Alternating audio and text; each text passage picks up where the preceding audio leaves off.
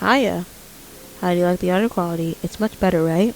Instead of loading up the audio with my speed paint, I'm just going to be using text instead. Anyway, I'm going to talk about Danganronpa because that's all I have to talk about right now, because a lot of other things are occupying my mind, but I just haven't finished the anime yet. So, Danganronpa it is. Right now, this is a spoiler warning. If you don't want to get spoiled for Danganronpa 1, Danganronpa 2, Danganronpa 3, Danganronpa B3, and Danganronpa, I think a little IF. I don't remember. Please leave. If you do not want anything to be spoiled, you can stay if you want to, but just this is a big spoiler warning. Are the children gone? Okay. You know how last time I said I hated V3's ending? Well, that didn't change. The one thing that bothered me for a while was the everything is fake trope that Tsumugi used and her cospods. I realized, being my big-brained self, that she could cosplay anyone that is not in the world that Team Danganronpa created. Because remember, she can cosplay Kaede, but she can cosplay everyone from the Hood Peak timeline. Well, technically, both classes were dead, most likely by then, so they technically don't exist. I'm not saying this game is actually real. It's definitely not, but it's real in that universe. I didn't say this in my last video, but STR2 is my favorite game. It hits everything on my checklist. It has lovable characters, it has good plot, it made me cry twice, and it took me until chapter 5 to figure out who the actual traitor was. And if you're wondering, Mikan was my favorite because I could personally relate to her. I could easily kin her, but I don't feel like kinning. Also, it sucks because I feel like her and Akane were both used for fan servicey stuff, and I generally both love them. They're good characters. They had okay character arcs.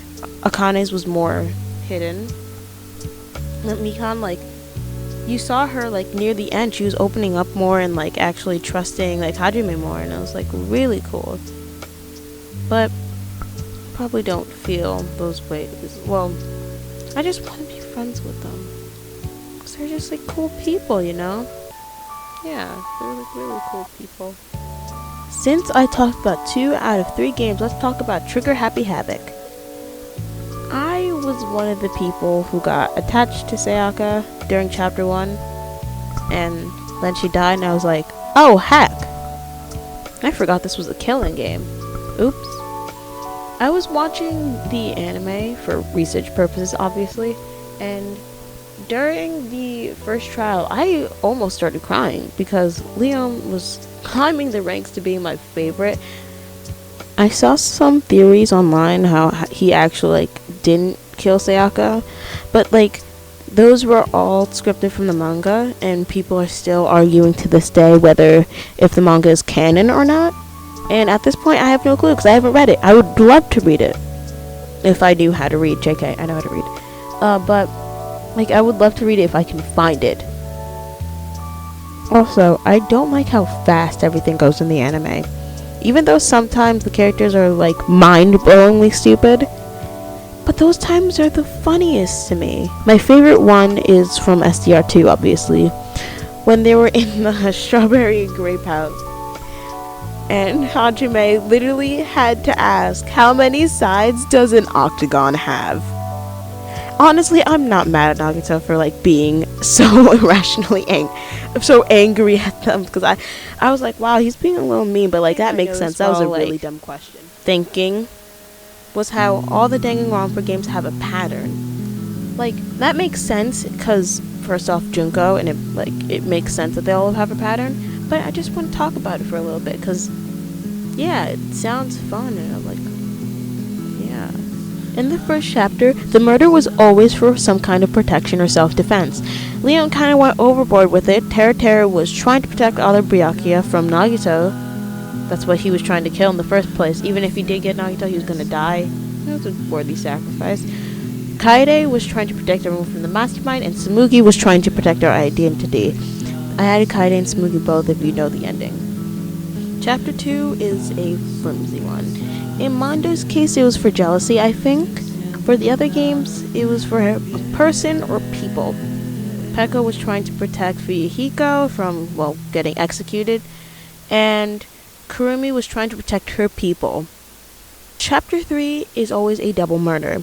Their motive was either love for another person, Mikan and Kyo, or self-love, like Celestia. They both all went insane, the end. Well, that's normal for the characters, but like, it was extra insane. Chapter 4 is when all the buff characters die. Sakura, Nekomare, and Gonta all had pretty much good intentions. Maybe not Gonta, because he was low-key trying to kill someone. Well, they didn't mean to. Chapter 5 is called the Confusing Case. And by that I mean, it's the hardest to like figure out either who died or who technically didn't die. It's weird. Or like, okay, in the first game they tried to figure out who died, which was Mukuro Ikusaba. Mukuro Ikusaba, the 16th student lying hidden somewhere in our school, the one they call the ultimate despair. Watch out for her. But the weird thing about that trial was that Kyoko kept lying, like, through a lot of it. And in order to get, like, the good ending, you had to not call her out on her lies, and you had to get executed, which was saved by alter ego. And I like to call that plot convenience. In the second game, they were trying to figure out who the traitor was among the bunch. It turned out to be Chiaki, which was, well, not really even a traitor, because if you played Ultra Despair Girls, then you know that Future Foundations are the good ones. But I love how it took them so long. It's like, oh my god, who's the murderer? And I was like, wait a second, why would Nagito pull a stunt like this? And they all thought about it, and they were like, what was his motive? Because we know 100% he would rely on his luck if he could. And he did. So, they figured out it was Chiaki. And when Chiaki got sued, she took Monami with her, and I just would like to say Monami was trying her best. I don't understand why people don't like her. In V3, they tried to figure out who was in the Exisol, and they had to go through a long trial, which kinda was slightly unnecessary due to the fact that they had the video that showed obvious proof that Kaido was there. Like, seriously, Suichi and Kibo both tested it out to make sure it stopped right before like any sort of life is like there, so it doesn't crush it. And it just, I don't get, because like Shuichi saw it with his own eyes. He was there with Kibo. I don't understand that one. But like, I would like to add that it was very, very clever of them to like actually distract Monokuma. After watching it for 3 games, like, I still didn't have the idea of that, because I may be a bit of a big brain, but I'm not that smart. I'm sorry.